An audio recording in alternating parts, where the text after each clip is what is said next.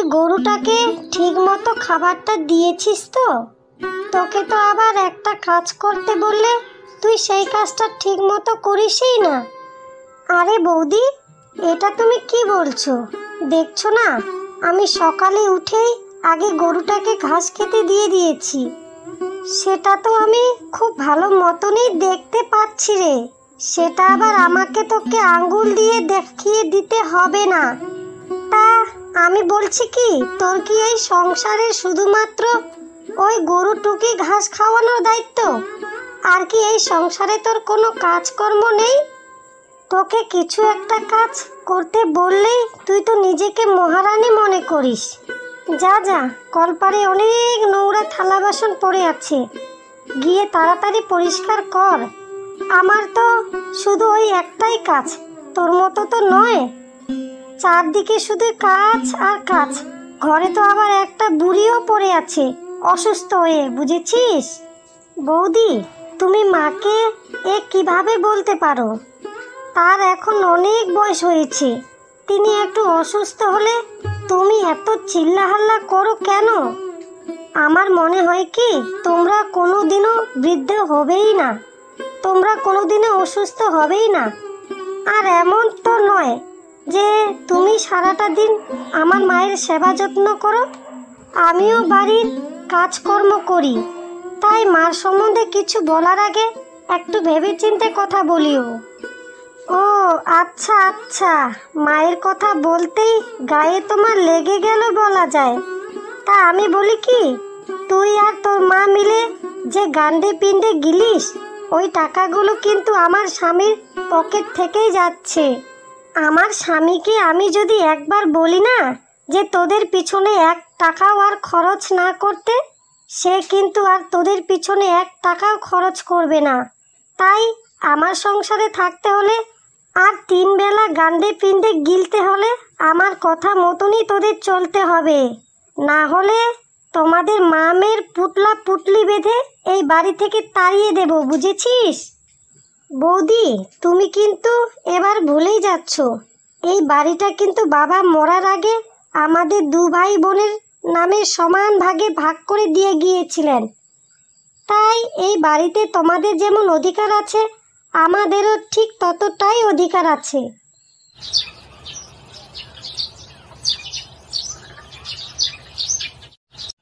মা, ও মা, তোমার শরীরটা এখন কেমন আছে মা? আজকে একটু দয়া করে বলো না। আগে তো তুমি অসুস্থ হলে 2-1 দিনের মধ্যেই ঠিক হয়ে যেতে, এখন তো 4-5 দিন হয়েই যাচ্ছে। তোমার সুস্থ হওয়ার কোনো লক্ষণই আমি দেখতে পাচ্ছি না। এবার তো আমার খুব ভয় লাগছে মা, আমার খুব ভয় করছে। তুমি ছাড়া আমার তো এই পৃথিবীতে বলতে কেউ নেই। বলো না মা, তুমি আমার সাথে একটু কথা বলো। তুমি তো কথাও বলতে চাও না আমার সাথে ঠিক মতন।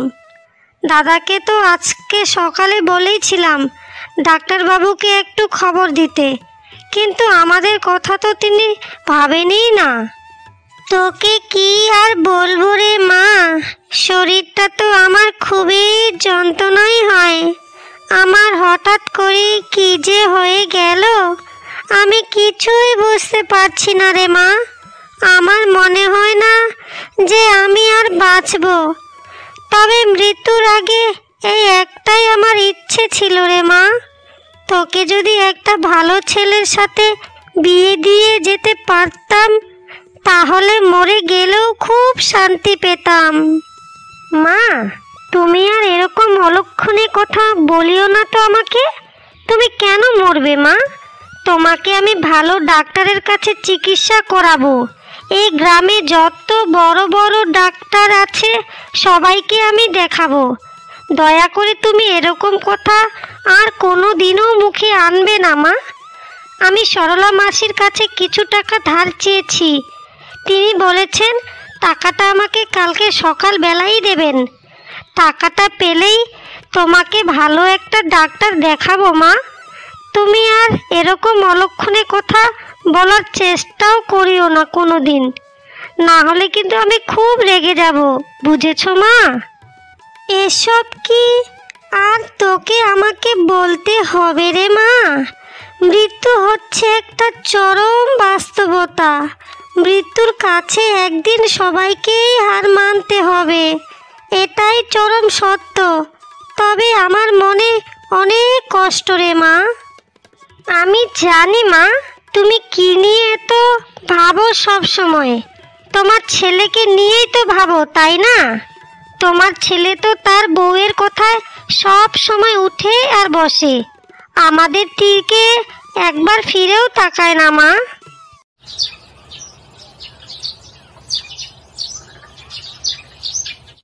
তা সারাটা দিন যে এমনই ঢ্যাং ঢ্যাং করে ঘুরে বেড়াস, তোর কি ঘরে কোনো কাজকর্ম নেই? ঘরে রান্না করার মতো একটাও কাঠ নেই। যা যা, তাড়াতাড়ি জঙ্গলে গিয়ে কিছু জঙ্গলি কাঠ নিয়ে আয়। পায়ের উপর পা তুলে আর কতই খাবি রে? আমার তো একটা জীবন, আমি আর এই সংসারের জন্য কত খাটবো। তোদের সবারই খাবারের রান্না আমাকে একা হাতেই সব করতে হয়। তুই নিজেই রান্না করে খেতে পারিস না রে? অসভ্য একটা মেয়ে, সারাটা দিন শুধু পাড়ায় বেড়ায়। ভগবান এবার কিছু একটা তোমাদের করুক, না হলে আমারই একটা কিছু করুক। এই সংসারে থাকতে আমার আর একটু ভালো লাগে না, বুঝেছিস? আরে বৌদি, তুমি এটা কেমন কথা বলছো?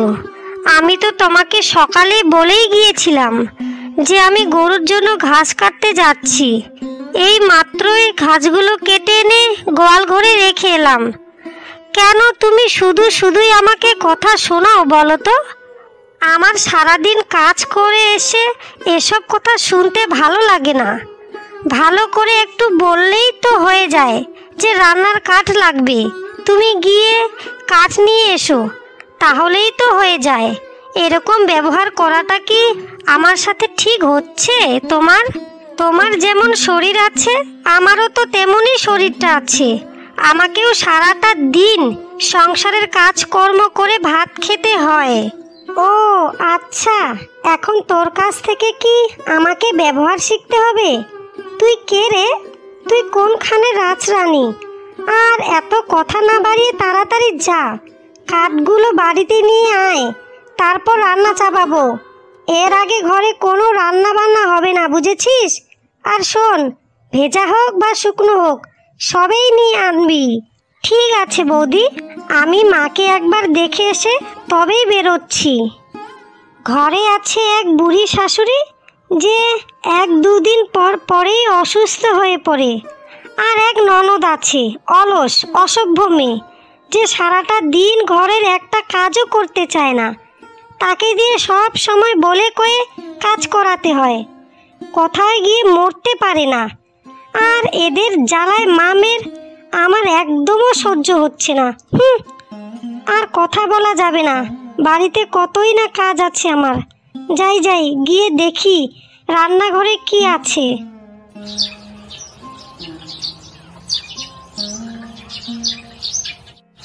যাক, ভালোই হলো, জঙ্গলে এসেই কিছু শুকনো কাঠ পেয়ে গেলাম।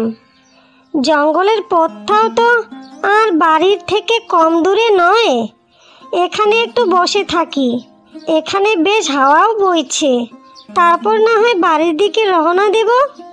কিছুক্ষণের জন্যই, কোথাও গেলে মায়ের জন্য মনটা ভীষণই খারাপ হয়ে যায়। আমার মায়ের তো আবার দুপুরের খাবারও সময় হয়ে যাচ্ছে। আমাকে দেরি না করে তাড়াতাড়ি বাড়িতে যেতে হবে। কিন্তু নদীর পাড়ে এত সুন্দর হাওয়া বইছে যে আমাকে এখান থেকে উঠতেই ইচ্ছে করছে না। কিন্তু কি আর করার আছে, আমাকে তো ঘরে যেতেই হবে। কে তুমি মেয়ে? তোমার নাম কি? আর তুমি এখানে বসে বসে একাই কি বিড়বিড় করে কথা বলছো? একটু শুনি। তুমি কি কিছু নিয়ে ভাবছো? আমাকে কি বলা যাবে? আরে এ কি কাণ্ড! এ কি দেখছি? আমি কি স্বপ্ন দেখছি, নাকি আমার সাথে বাস্তবে এটা ঘটছে? একটা কাক এসে আমার সাথে মানুষের ভাষায় কথা বলছে, এটা কি আদৌ হতে পারে? আচ্ছা, বৌদু, তুমি কি সত্যি কাকের রূপে কোনো কাক নাকি নাকি জাদুকারি ডাইনি?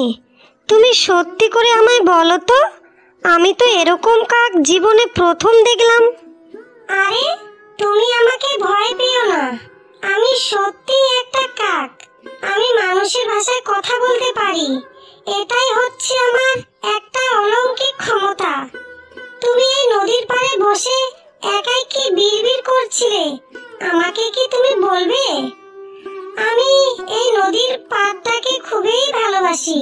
তুমি যদি চাও তাহলে আজ থেকে আমরা দুজনেই বন্ধু হতে পারি।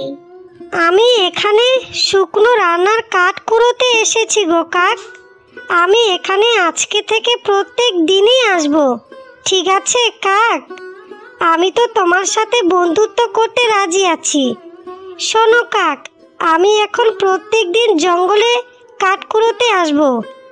তখন আমরা দুজনেই এই নদীর পাড়ে বসে কথা বলবো, কেমন? এখন আমাকে তাড়াতাড়ি ঘরে যেতে হবে গো কাক। ঘরে যে আমার অসুস্থ মা আছে, আর যদি একটু দেরি বেশি করি তাহলে বৌদিও আমাকে খুব বকবে।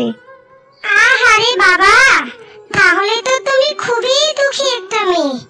ঠিক আছে বন্ধু, তাহলে তুমি আজকে তাড়াতাড়ি বাড়িতে চলে যাও। আগামী কালকে এখানে একটু তাড়াতাড়ি চলে এসো, কেমন? তোমার সাথে কালকে আমি অনেক গল্প করব। তুমি কি এই জঙ্গলের রাস্তা চেনো, নাকি আমি তোমার রাস্তা চিনিয়ে দিয়ে আসবো তোমার বাড়িতে?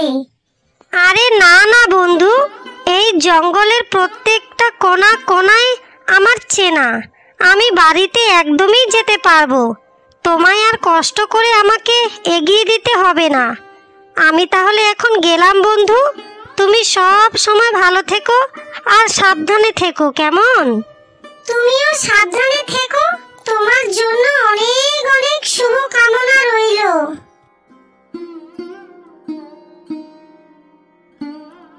গিন্নি, এটা তুমি কেমন ধরনের খাবার বানিয়েছো বলো তো?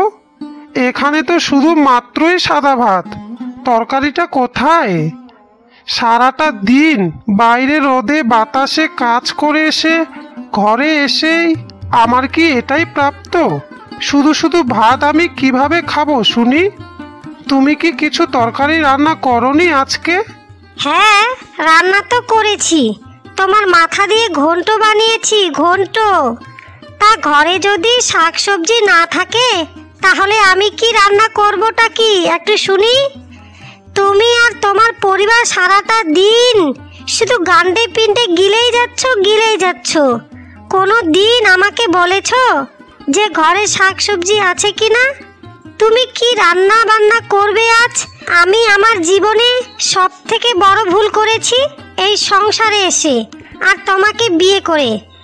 আমি তোমাকে এখন যেই খাবারটা দিয়েছি সেটাই খেয়ে এখান থেকে চুপচাপ করে উঠে চলে যাও, না হলে কিন্তু এখন এই খাবারটাও আর তোমার মুখে জুটবে না। এভাবে ঢ্যাম ঢ্যাপ করে তাকিয়ে কি দেখছোটা কি শুনি? আমাকে কি মারবে নাকি খেয়ে ফেলবে, কোনটা বলো তো? তোমাকে আমি আর কি বলবো গিন্নি?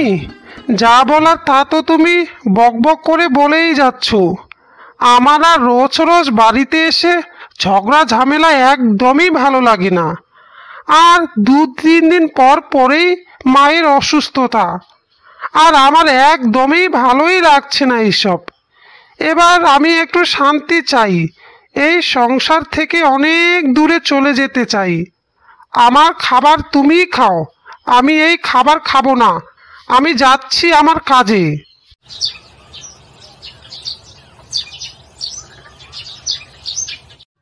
বাড়িতে কি কেউ আছো মা? আমাকে কি একটু খাবার খেতে দেবে মা? আমার যে খুব খিদে পেয়েছে গো। সেই 2 দিন ধরে কিছুই খাইনি, এখন আর থাকতে পারছি না। বাড়িতে কি কেউ নেই? থাকলে আমাকে একটু খেতে দেও না গো মা। এই বুড়ি, এই আমার বাড়ির সামনে এসে এত চিল্লা হাল্লা করছো কেন একটু শুনি?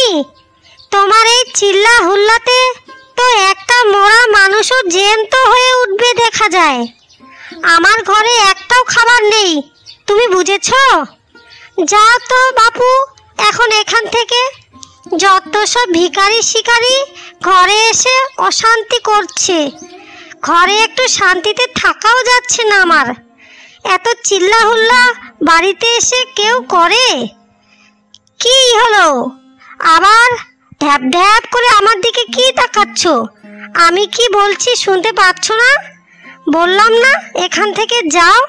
ঘরে আমার একটা অসুস্থ শাশুড়ি শুধু দিন রাত আমাকে জ্বালিয়ে পুড়িয়ে মারছে, আর এখানে ওটা হয়েছে, এখানে ওটা হয়েছে, ওই অসুস্থ এই অসুস্থ, আবার এখানে এসে এসে আরেকটা বুড়ি।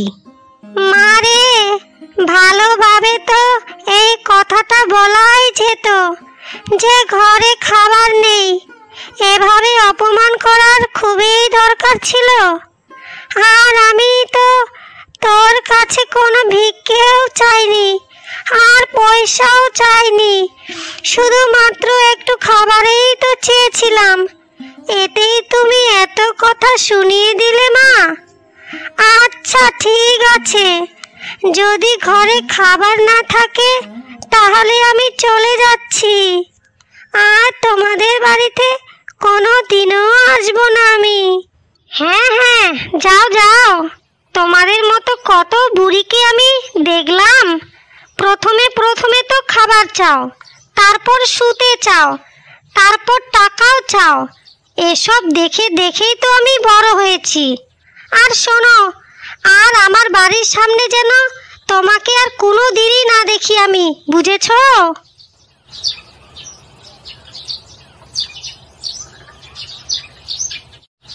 বুড়িমা, ও বুড়িমা, এদিকে এসো বুড়িমা, আমি তোমার জন্য ভাত নিয়ে এসেছি বুড়িমা।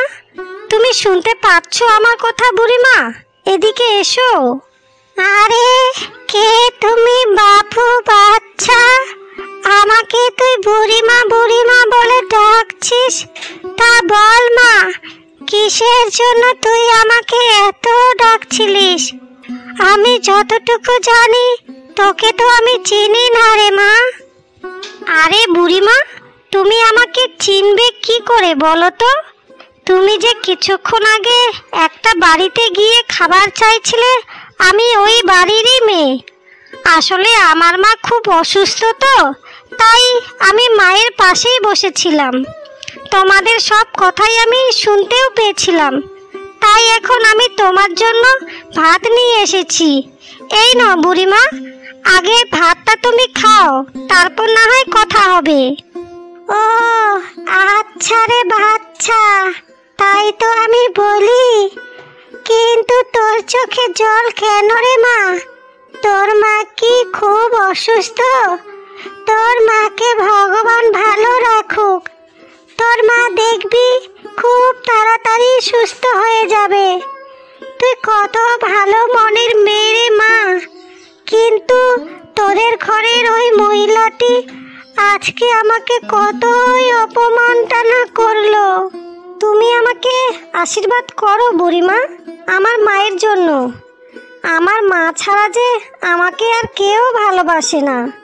আর তুমি যে মহিলাটির কথা বলছো, সেই মহিলাটি হচ্ছে আমার বৌদি। সারাটা দিন আমাকে দিয়ে বাড়ির কাজকর্ম করায়, আর শুধুই আমাকে বকাঝকাও করে। আর তার মধ্যে তো অত্যাচার আছেই।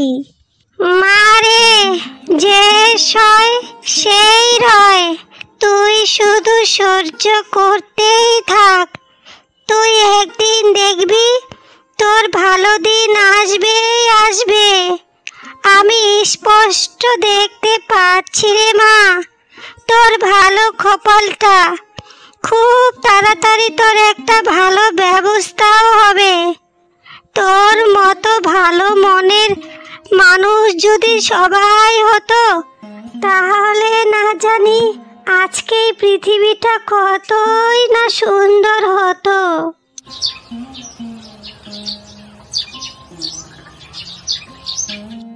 বন্ধু, ও বন্ধু, বলো তো আমায়, তোমার চোখে আজকে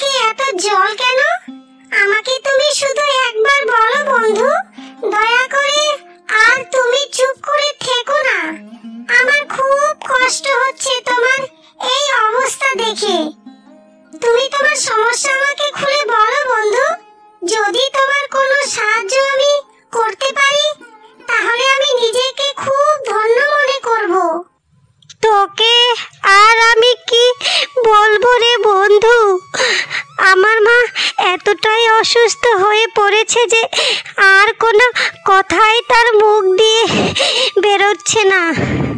কিন্তু তুমি আমার ভাগ্যের পরিহাসটা দেখো, আমার মায়ের এত অসুস্থতা জেনেও আমাকে জঙ্গলে কাঠ কুড়াতে আসতে হচ্ছে, কারণ ঘরে যে দরজাল একটা বৌদি আছে আমার।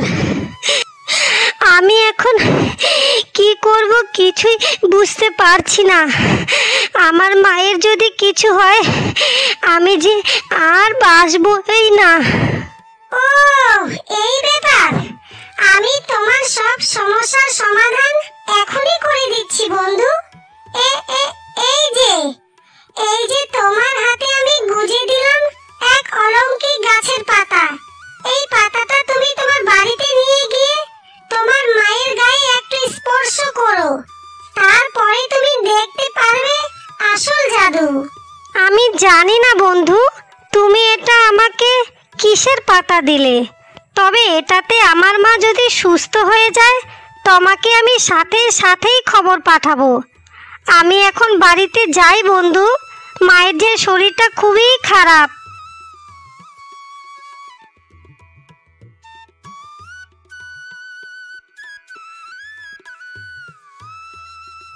মা, ও মা, তুমি সুস্থ হয়ে গেছো মা? আমি তোমাকে এই অবস্থায় কতদিন পরে দেখলাম মা।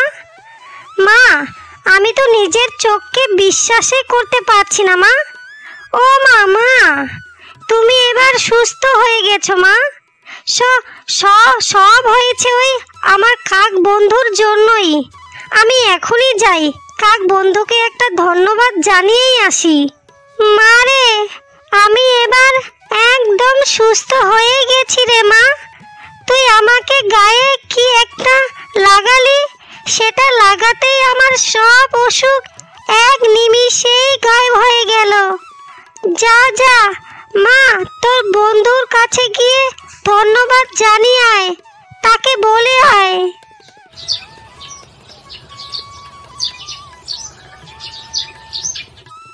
কাক বন্ধু, ও কাক বন্ধু, তোমাকে যে আমি কিভাবে ধন্যবাদ দেব আমি কিছুই বুঝতে পারছি না। আমার মা তোমার দেওয়া ওই জাদু পাতাটা গায়ে লাগাতেই একদমই সুস্থ হয়ে গেছে বন্ধু। আমি এবার তোমার এই ঋণ কিভাবে শোধ করব তুমি আমাকে বলে দাও।